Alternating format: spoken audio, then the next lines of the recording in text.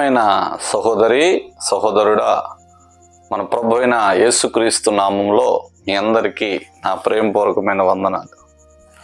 ఈ దినమున దేవుడు మనకు అనుగ్రహించుచున్న కృపావాక్యం 2వ రాజుల గ్రంథం 22వ అధ్యాయం 19వ వచనంలో ఇలాగున రాయబడి ఉంది, నీవు చేయు మనవిని నేను ఆలకించి తిని అని. ప్రియమైన దేవుని పిల్లలారా, మనం ఆరాధిస్తున్న దేవుడు మన ప్రార్థన ఆలకించువాడు, అంగీకరించువాడు, ఉత్తరమిచ్చువాడు, మన స్తుతులపైన ఆసీనుడైన వాడు. ఆయన నామంలో మనం ఏది అడిగినను మనకు అనుగ్రహించువాడై ఉన్నాడు. హిజ్కియా అనే భక్తుడు మరణకరమైన రోగంతో పీడించబడుతూ అతని మరణ దినాలు సమీపించిన వేళ ప్రవక్త ద్వారా అతడికి తెలిసింది అతడు చనిపోబోతున్నాడని. అయితే ఆ భక్తుడు కృంగిపోకుండా దేవుని వైపు తిరిగి దేవుని నామంలో ప్రార్థన చేశాడు. కన్నీటితో ప్రభువుకి మొర్ర పెట్టుకున్నాడు. అప్పుడు దేవుడు ఆ భక్తుడి కన్నీటి ప్రార్థన ఆలకించి ఈ మాటను వాగ్దానం చేశాడు, నేను నీవు చేయు మనవిని ఆలకించి తిని, నీవు కన్నీరు విడుచుట నేను చూచి తిని అని.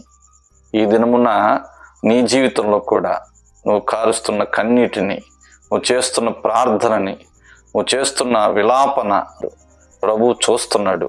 నీ పరిస్థితులన్నీ దేవుడు చక్కబెట్టబోతున్నాడు. కనుక నీ జీవితంలో నీ పరిస్థితులను బట్టి కృంగిపోవద్దు. నిశ్చయంగా దేవుడు నీకు చక్కని ఆరోగ్యాన్ని ఇస్తాడు, మంచి భవిష్యత్తునిస్తాడు. నువ్వు ఏ విషయమై కన్నీరు కారుస్తున్నావో, ఏ పరిస్థితులను బట్టి నువ్వు వేదన పడుతున్నావో, ఆ పరిస్థితులన్నీ ప్రభు చక్కబెట్టి నీకు నెమ్మది కలగ చేస్తాడు. ఆయన నీ మనవిని ఆలకిస్తున్నాడు. ఇట్టి వాగ్దానం దేవుడు మీ జీవితంలో నెరవేర్చునుగాక. ఆయన మీ మనవులన్నీ ఆలకించి గొప్ప జవాబు అతి త్వరలో అనుగ్రహించునుగాక. ఆమేన్. ప్రార్థన చేసుకుందామండి. మహాపరిశుద్ధుడా యేసు, నీకు వందనాలు. ఈ దినమున మీరు మాతో మాట్లాడారు. అయ్యా, నీవు చేయు మనవిని నేను ఆలకించి తిని అని. తండ్రి, మా పితడైన హిజ్కియా ప్రార్థన మీరు ఆలకించారు, ఆయుష్ ఇచ్చారు, ఆరోగ్యం ఇచ్చారు తండ్రి.